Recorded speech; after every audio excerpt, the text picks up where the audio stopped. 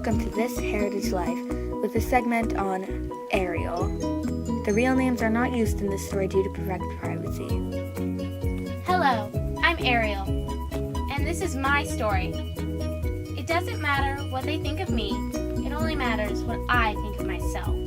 We've all read this sob story about the girl who's misunderstood. Well, guess what? Here's another one, but with a twist. I've played soccer pretty much all my life, so I know a thing or two. But apparently, to an irresponsible teenager, nothing matters. I knew I wasn't going to hop on the team and be the best. That would have been nice, though. But what I didn't expect was being excluded like some kind of diseased creature. They belittled me, yelled at me, and excluded me. How did that make you feel, Ariel? It made me feel as if I was nothing but air. I kept trying to come up with a reason for me being the one to pick on, but all I got were clouded thoughts, none of which were making any sense at all. It made me question so many things, like I wasn't really good at soccer. I mean, to them, first, I'm just that invisible. Sometimes it was nice to be invisible, considering when I was visible, I was just humiliated. Whenever I managed to not screw up something, it was just another pathetic excuse to say it was just luck that I happened to be granted with. But really, luck would be if they decided to respect me in any way, shape, or form. Something like that would fit under the category of princes, ogres, and dragons, all just one big fantasy. Maybe if I really believed things could change, they would, and I'd be granted with respect. I officially hate fairy tales, because all they do is end in lies. So perhaps this is a fairy tale. It is, after all, filled with lies. No happily ever after. For a while, they left me alone, but all good things must come to an end, right? I had signed up for skills practice to become better, which personally, I was very excited.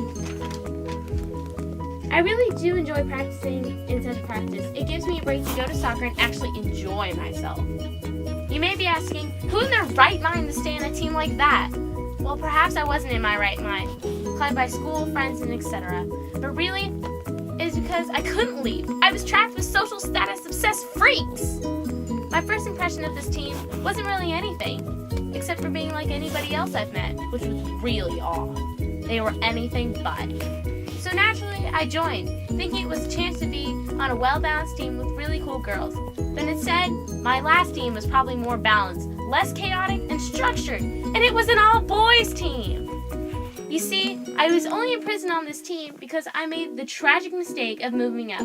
I always told myself to do what would make me better in the long run.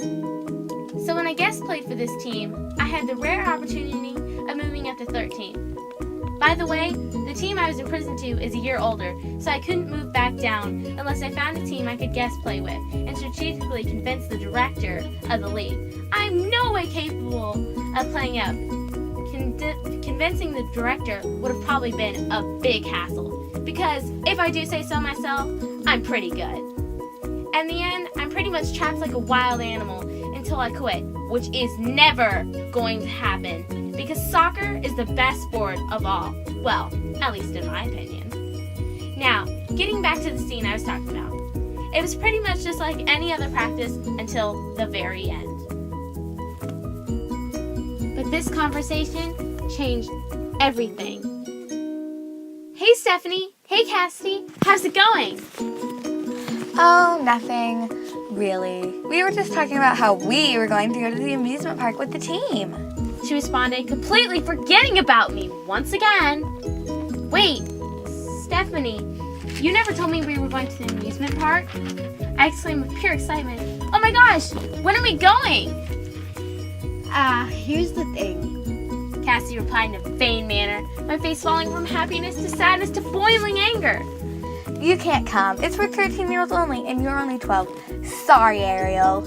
She exclaimed with sarcasm everywhere. But Abby is 12, too. Does she get to go? My tone exploding with anger. Well, Abby is in our grade. She's about to be 13, and we like her way more than you. And you are just a stupid little girl. Huh. It all made sense now. I was that outcast. I knew none of them at the beginning, They were in a different grade. I was younger. I was different. But I don't understand. Am I just that different from you? You actually thought we would let you come with us, as if you don't understand anything about being a teenager. My friend Me interjected. Wait, I shouldn't even say friend. No, guys, I was just joking. I know you guys just want to hang out with other teens, and who am I to stop that? Trying to cover up my sadness, but they still looked at me disbelieving. All right, bye. See you guys at the amusement park. And that little girl. As they each exclaimed to each other, their voices fading away in the distance. Obviously, the replies weren't directed to me in any way. Wow, I just went from being visible and respected for a little while to being shattered with false hope, passed by and invincible once again. No one knows this, but I was the last to leave that godforsaken field. I just collapsed on the grass, facing the stars with tears still brimming in my eyes. All the people still there looked at me with strange expressions, but I just waved them off, as if nothing was wrong. Nothing. That was what I wish I could call it, but really, I was the nothing.